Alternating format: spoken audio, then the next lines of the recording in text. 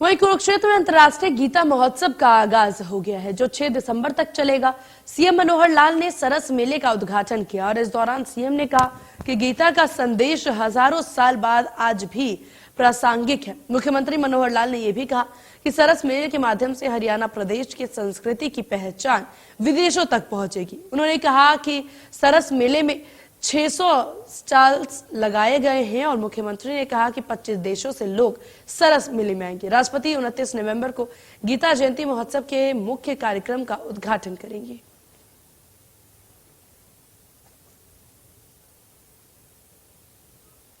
आज इस वर्ष का गीता जयंती का जो कार्यक्रम है, विधिवत उसका शुभारंभ हुआ है। ये जो सरस मेला है, इस सरस मेले के उद्घाटन के अवसर पर इस मेले में जो अपने देश के विभिन्न प्रांतों के कलाकार, कारीगर और ऐसे जो अपने सामान को बना करके लाते हैं और लोगों की रुचि के हिसाब से हर वर्ष उसमें जो परिवर्तन करना होगा वो भी करते हैं। आज की आवश्यकता के हिसाब से या अपनी दुकानें लगाते हैं। 600 के लगभग यहाँ दुकानें हैं। इस बात हमने एक और बात कही है, कुछ स्टॉल्स, कुछ दुकानें ऐसे हैंडीक्राफ्ट की चीजें, ऐसी हमारी कृतियां जो हरियाणा में बनाते हैं, हमारे लोग बनाते हैं और उनको विदेशी लोग पसंद करते हैं। तो विदेशों के भी लोग यहाँ आते हैं। लगभग 25 देशों के लोग, ऐसा अनुमान है कि यहाँ आएंगे थोड़ी बड़ी मात्रा में। लेकिन उनके लिए अलग कुछ स्टॉल बनाए जाए ताकि यहाँ की कृति को अपने साथ ले जाए। लोगों का रोजगार बढ़ेगा, हमारी जो सांस्कृतिक पहचान है उसका भी दूर दराज तक विस्तार होगा। तो ऐसे सरस मेले के उद्घाटन के अवसर पर अंतर्राष्ट्रीय गीता जयंती का शुभारंभ और 4 दिसंबर तक, बल्कि सरस मेला तो 6 दिसंबर तक चलेगा। 4 दिसंबर 29 से 4 दिसंबर विधिवत जो मुख्य कार्यक्रम है गीता जयंती के वो होंगे। सरस मेला 6 दिसंबर तक चलेगा। तो इस 17 दिन के कार्यकाल के इस मेले का उद्घाटन हुआ। इस समय मैं सभी को बहुत बहुत बधाई और बहुत बहुत शुभकामना देता हूँ। गीता जयंती का मुख्य कार्यक्रम 5 दिन का होता है, वो 6 दिन का है। 29 तारीख से 4 दिसंबर तक। 29 को जो पहला कार्यक्रम होगा उस गीता जयंती, अंतर्राष्ट्रीय गीता जयंती का, राष्ट्रपति महोदय 29 तारीख को यहाँ आएंगी। उनके आगमन पर हरियाणा सरकार की ओर से भी कुछ योजनाओं के उद्घाटन शिलान्यास भी कराए जाएंगे और उनका जो एक मार्गदर्शन है, एक संरक्षण के नाते सारे देश की वो संरक्षा एक प्रकार की, तो संरक्षण के नाते हमें भी आशीर्वाद मिलेगा। हमको अच्छा लगेगा। हमने इस बार 10 जिलों में यात्री जो इस मेले में आना चाहते हैं उनके लिए 50% किराए के ऊपर, इससे पहले सिर्फ 5 जिले थे, इस बार 5 जिले और बढ़ाए हैं और जैसे जैसे उधर से उसकी उपयोगिता लगेगी, आगे अगले वर्षों में आवश्यकता हुई तो और भी ज्यादा करें। और ग्राफिक्स के जरिए आपको गीता महोत्सव का पूरा स्केड्यूल बताते हैं। तो चलिए ग्राफिक्स के जरिए एक एक करके स्केड्यूल, जहां 19 नवंबर से 6 दिसंबर तक का पूरा आयोजन किया गया है। नेपाल को बनाया गया कंट्री पार्टनर। तो अंतर्राष्ट्रीय गीता महोत्सव 2022 के आयोजन की बातें बता दें, जहां मध्य प्रदेश को स्टेट पार्टनर बनाया गया है। हर दिन भजन संध्या में भव्य संगीत आरती भी होगी। 19 नवंबर को शिल्प एवं सरस मेला आयोजित किया गया। संत मुरारी बापू की श्री राम कथा भी आयोजित की गई है। तो एक एक करके स्केड्यूल आपको बता दें, जहां 29 नवंबर को राष्ट्रपति द्रौपदी मुर्मू करेंगी उद्घाटन। ग्राफिक्स के जरिए तमाम चीजें। कुरुक्षेत्र विश्वविद्यालय में अंतर्राष्ट्रीय गीता संगोष्ठी का आयोजन किया गया है। 3 दिसंबर को पुरुषोत्तमपुरा बाग में संत सम्मेलन भी होगा। 2, 3 और 4 दिसंबर को जिला स्तर पर गीता जयंती मनाई जाएगी और 4 दिसंबर को कुरुक्षेत्र विश्वविद्यालय में सम्मेलन होगा। 4 दिसंबर को 18,000 विद्यार्थी गीता का पाठ करेंगे और 75,000 विद्यार्थी और लाखों श्रद्धालु ऑनलाइन इसमें जुड़ते नजर आएंगे। 6 दिसंबर को अंतर्राष्ट्रीय गीता महोत्सव का समापन समारोह होगा। तो कौन कौन से देशों में मनाया गया है गीता, वही आपको बता दें। फरवरी 2019 में मॉरिशस में, 7 से 8 अगस्त 2019 यूके में मनाया गया। वही 2020 में ऑस्ट्रेलिया में प्रस्तावित था, कोरोना के कारण रद्द हो गया। 16 से 18 सितंबर 2022 कनाडा में मनाया गया।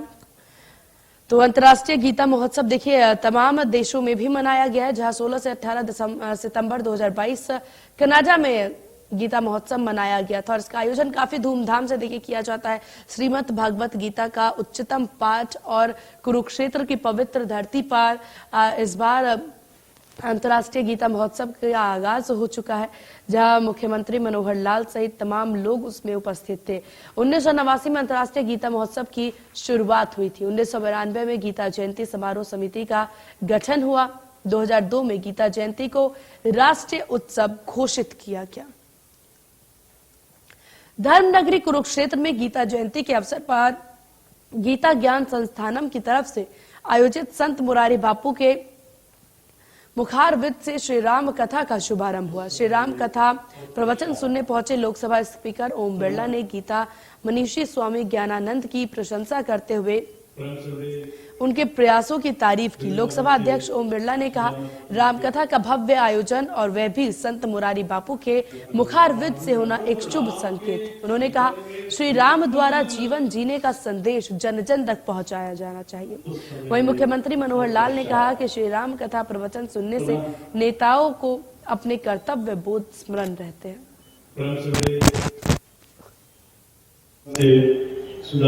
धर्म, आध्यात्मिक, संस्कृति और युद्ध की धरती से मानवता का संदेश देने वाली यह धरती कुरुक्षेत्र पर आज परम पूज्य बापू मुरारी बापू जी के और सभी संतों के सानिध्य में आज इस धरती से भगवान राम के जीवन पर राम कथा और भगवत कथा का संदेश हमें मुरारी बापू के अमृत वाणी से मिलेगा। एक तरफ प्रभु श्री रामचंद्र जी ने जीवन की मर्यादाओं के बारे में रामायण के माध्यम से हमको एक ज्ञान दिया, और वहीं प्रभु श्री कृष्ण जी ने गीता के माध्यम से जीवन का सार, जीवन के आदर्श वो हमारे सामने रखे। जीवन को किस प्रकार से जिया गया है, एक संयोग आज दोनों ही हुए। एक प्रकार से भगवत स्वरूप महापुरुषों की वाणी का शुभारंभ हो रहा है। 9 दिन तक श्री राम कथा जी की ये पूज्य स्वामी मुरारी बापू जी की ओर से हमको संदेश दिए जाएंगे, और मैं सोचता हूं कि जीवन में जरूर उसको जितनी मात्रा में उतार सके उतारना चाहिए।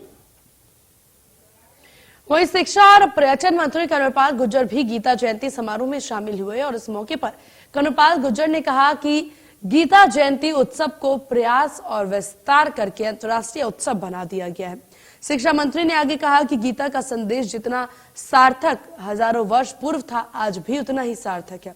इस दौरान किसान आंदोलन को लेकर के उन्होंने कहा कि जब रोहतक में उपराष्ट्रपति का आगमन हुआ था, तब खाप प्रतिनिधियों से बात हुई थी और मुख्यमंत्री ने भी आश्वासन दिया था कि मुकदमे वापस लेने का प्रक्रिया शुरू हो चुकी है। किसी भी किसान को तंग नहीं किया जा सका, लेकिन कानून गंभीर अपराधों के मुकदमे वापस नहीं लिया जा सकता। माननीय मुख्यमंत्री जी ने कहा था कि वो सारी प्रक्रिया हमने शुरू कर रखी है। किसी के साथ कोई ऐसा नहीं है, किसी को कोई पूछने गया या बात कर मतलब बुलाने गया, वो ऐसा तो नहीं है, लेकिन एक प्रक्रिया उस प्रक्रिया में समाप्त होती है। जो गंभीर अपराध हैं उनको हम वापस ले नहीं सकते, लेकिन जो धरने के या उस प्रकार के अपराध हैं उन सारों को वापस लेने लग रहे हैं। उसकी एक प्रक्रिया चालू है और वो लोग भी सेटिस्फाई थे इस बात से। माननीय मुख्यमंत्री जी सारी बात उनके सामने रख दी। इधर सीएम मनोहर लाल कुरुक्षेत्र दौरे के दौरान पिहोवा के मांटी गांव में उदासीन अखाड़ा के संस्थापक बाबा श्रीचंद जी महाराज के 528वें प्रकाश उत्सव में शिरकत करते नजर आए।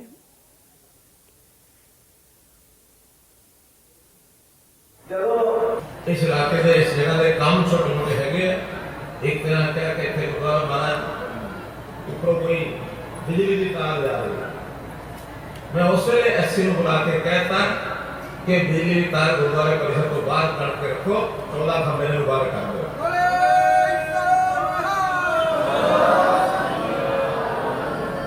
कालाई के बाबा श्रीचंद जी के नाते मांडी पिंड में एक अस्पताल बनाया जा रहा है।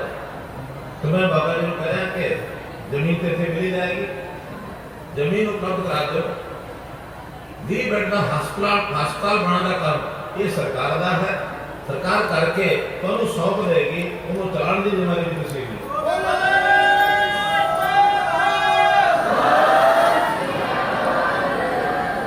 ਇੱਕ ਦੋ ਛੋਟੀਆਂ ਚੀਜ਼ਾਂ ਹੋਰ ਨੇ। सड़क के दोनों पासे इंटरलॉक लगवाने की बड़ी गल आई है, वो भी हो जाएगी। मांडी के जोड़ तक सीवरेज पाने की गल है, वह भी असं फिजिबिलिटी करा लेने। एरिया तो बहुत बड़ा नहीं है, लेकिन सारा पंचायती डिपार्टमेंट पूरा करके देगा। परिवार को बुलाओ, समझाओ और उसके दबाव बनाओ, सोशल प्रेशर जो बनाओ कि ये काम ठीक नहीं है। कोई भी गलत काम हुए उन्हें रोकने का सब तो बड़ा वसीला वो सामाजिक दबाव होना। सरकार एक्शन ले सकती है, उन्होंने खिलाफ कार्रवाई कर सकती है, लेकिन उस कार्रवाई के नाल मन और जो दिल है वो समझदार नहीं है। मन और दिल कहाँ समझदार है कि जिसने मन और दिमाग कहाँ समझदार है, जिसने समाज सोशल प्रेशर परिवार के लोगों का दबाव ये पवे कि गलत रास्ता है वो नहीं करना है।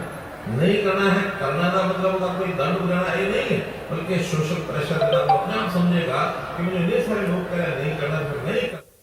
आय से अधिक संपत्ति और मनी